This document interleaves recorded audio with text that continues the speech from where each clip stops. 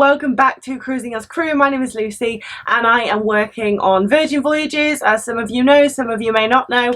But today I am just going to answer some frequently asked questions that sailors have. So if you are coming on a Virgin Voyages cruise, then this video is definitely for you, because I'm going to explain some things that a lot of people have questions about or get confused with when they come on board. And if you have any questions that I don't mention in this video, then please leave them in the comments and I will answer them. So first things first, I did actually do a video on embarkation day. So for embarking a Virgin Voyages cruise ship, I went through from start to finish what you can expect to happen. So go and watch that, because I do give you some really good tips on how to make the most of embarkation day, and also just so you know what to expect.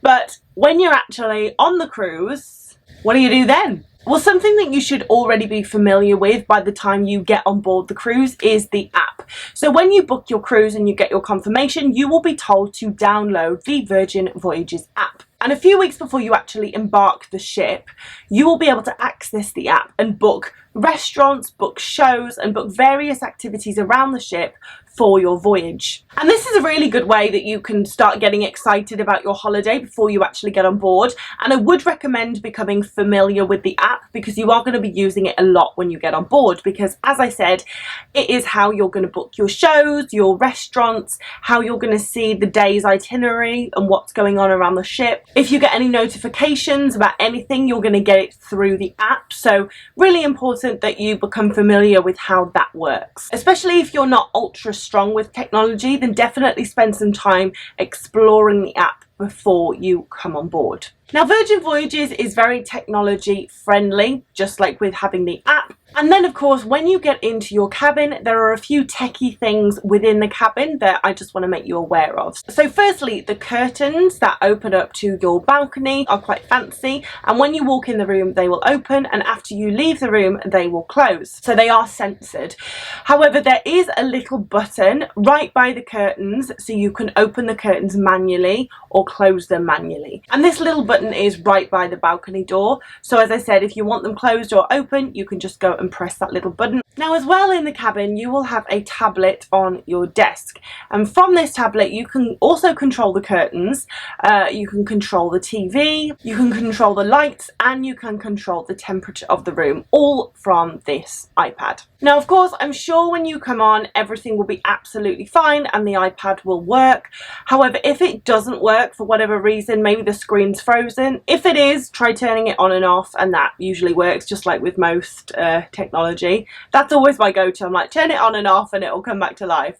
But yeah, if you do experience problems with the iPad, there is a remote control for the television in your room just on top of the little cupboard. There's like a little space between the top of the desk and the top of the fridge, and it's just tucked in that little space, or it's in the wardrobe door. There's only one wardrobe door and it'll be on one of the shelves there. So just so you know, there is a remote control if you cannot control the TV using the iPad that is provided. So a frequently asked question we get is about the hammocks that hang on the balcony of every sea terrace cabin.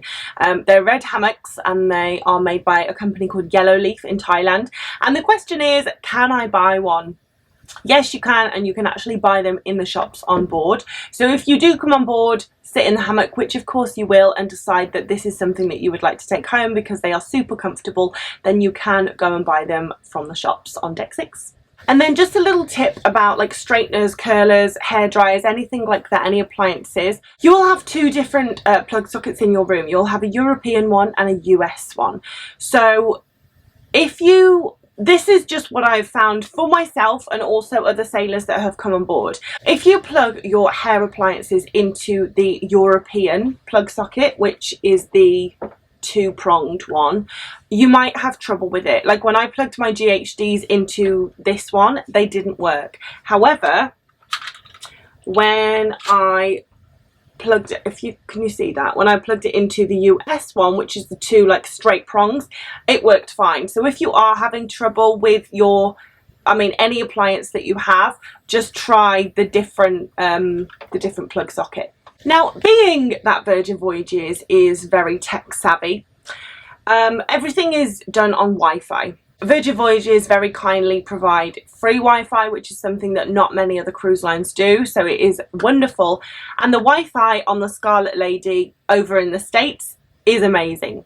However, the Wi-Fi for the ships that are in Europe is a little bit slower. So for example, when I was on Scarlet, I didn't have to use my mobile data at all because the Wi-Fi was so good, because they're using a satellite that is above America, so it's close.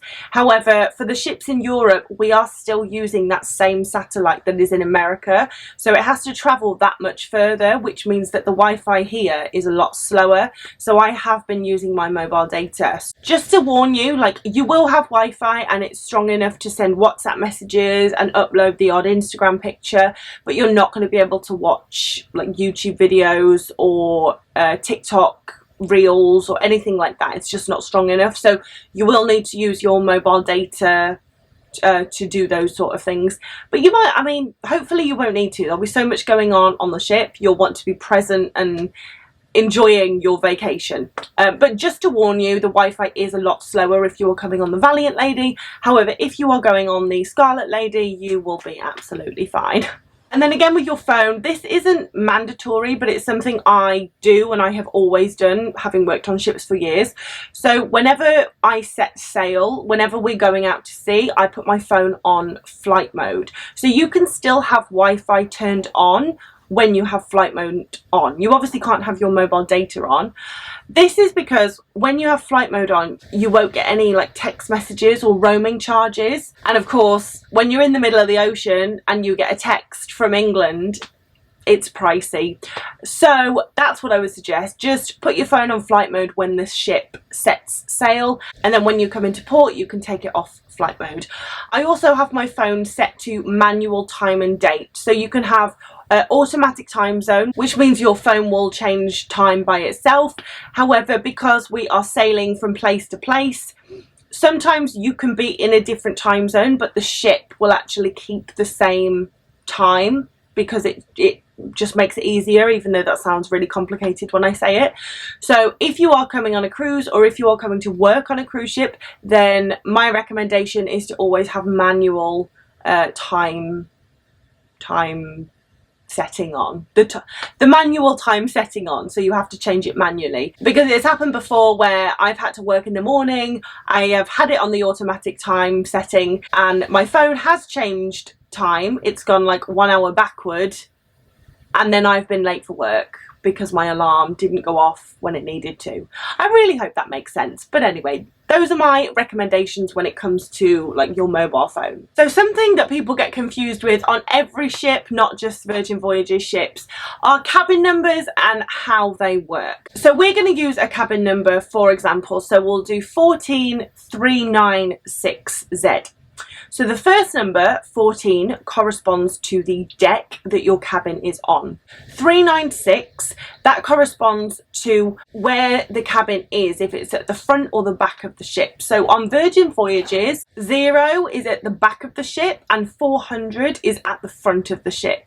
So 396 is going to be at the front of the ship. The letter at the end corresponds to what side of the ship you're on, if you're on port side or starboard side. For this cabin, it is Z, which is starboard side, and if you have A at the end of your cabin number, that is port side.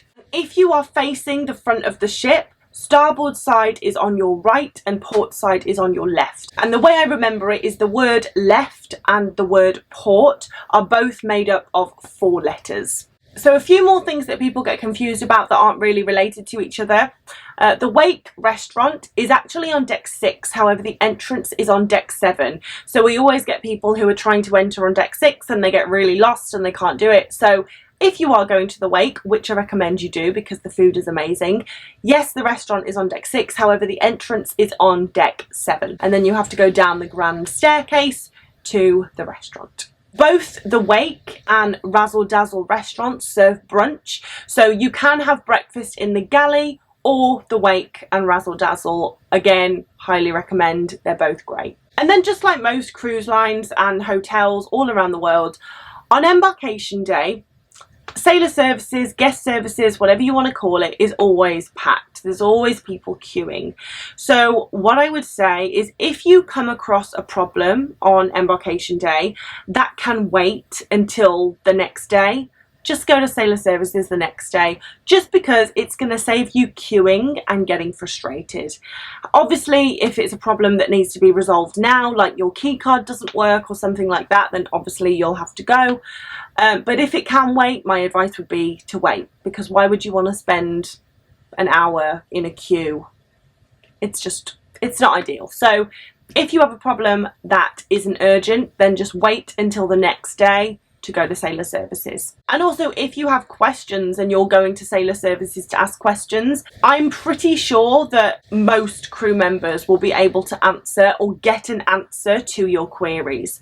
So you don't necessarily have to go to sailor services to ask a question. You can just ask any crew member that you see and they will help you find the answer if they don't know the answer. And I actually went to sailor services before filming this video, because sailor services, that is where they get all the complaints, all the questions, that they get everything. So they know what the most common questions are. They know all of that.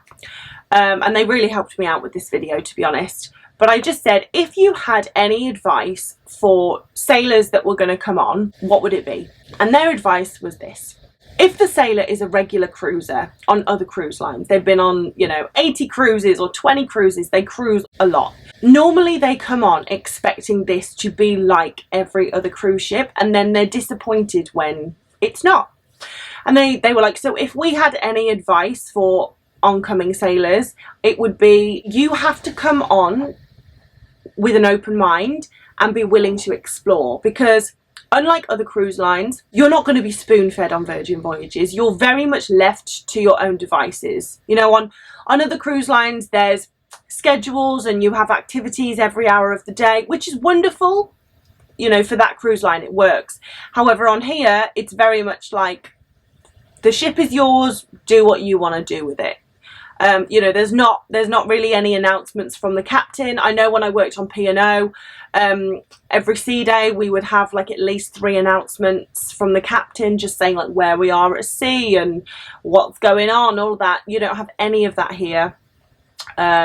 Obviously you will have activities going on throughout the day and you will have a planner so you can see what's going on, but no one's going to be herded anywhere. You do what you want to do. You are left to explore, so don't come on expecting it to be like another cruise, because it isn't. It's very, very different. Yeah, so that was their advice, and I thought it was really good actually, because it was something I hadn't thought of. But yeah, it isn't like other cruise lines, and if you do come on expecting that, then you are going to be disappointed. But anyway, guys, those are my top tips for anyone who is coming on holiday, or you're a crew member that's coming to work on Virgin Voyages. This is some information for you. And if you do have any more questions that you would like an answer to, then please leave them in the comments and I will absolutely get back to you. Or you can follow me on Instagram at Cruising as Crew, and if you send me a message, I will try and get back to you there also, but I am more likely to get in touch with you through the comments. But I hope you have a wonderful rest of the day, and I will absolutely see you in the next video. Bye, guys.